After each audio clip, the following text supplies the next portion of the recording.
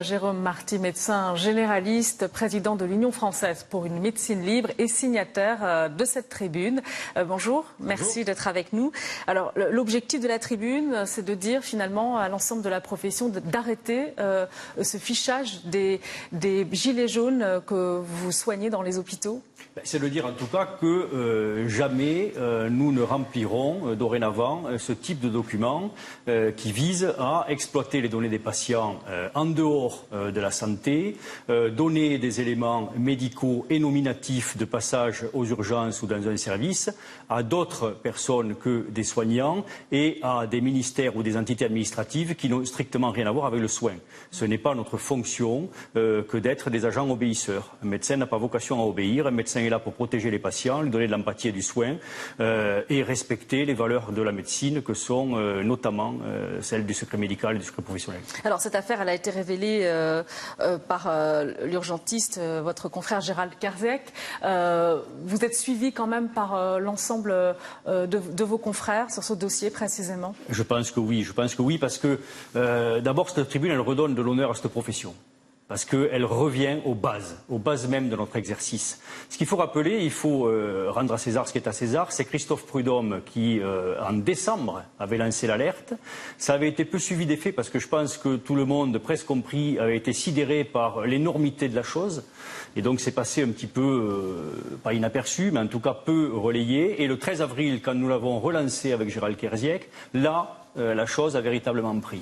Et la profession, bien évidemment, oui, suit. Cette tribune, elle est signée par 100 personnalités, c'est-à-dire 100 noms un peu connus de notre profession, politiques de tous bords, médecins politiques de tous bords, chefs de service, urgentistes, etc.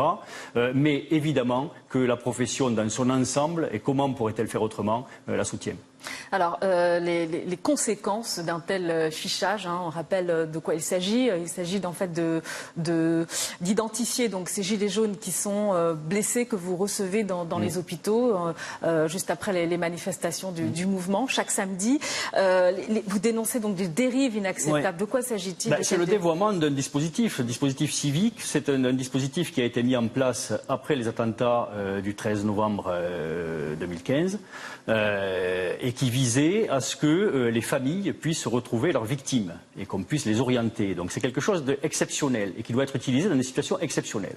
Et là, on voit qu'on l'a utilisé à plusieurs reprises lors des manifestations dites des Gilets jaunes, alors qu'on ne peut pas parler de situation exceptionnelle puisque ça fait 24 samedis que ça dure. On est dans une situation qui est plus une situation continue, avec une volonté donc de prendre à la fois les entités administratives des patients, même si la PHP au départ, par la voix de son directeur, a dit qu'il n'y avait pas de saisie nominative, puis ensuite à prendre aussi des dossiers des données médicales alors que la PHP avait dit aussi qu'il n'y avait pas de données médicales, et puis ensuite on nous a dit que c'était la faute d'un stagiaire. Enfin bon bref, on a eu plusieurs atermoiements qui tentent à prouver qu'il y a eu effectivement faute, dérive et dévoiement. Donc tout ça à l'insu souvent des patients eux-mêmes. Mais évidemment à l'insu, c'est la deuxième faute qui est certainement la plus importante parce que c'est l'irrespect de la loi, puisque la loi de 2002 dit que les droits qui définit les droits des patients dit qu'évidemment le patient doit donner son consentement pour toute exploitation de ces données, qu'elles soient d'ailleurs administratives ou médicales. Alors très rapidement, parce qu'on va conclure,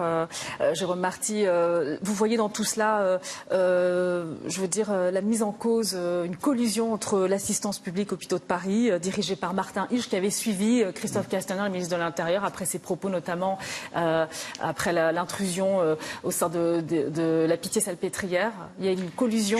Je vois surtout, comme l'ensemble de mes confrères, la nécessité d'une levée de doute.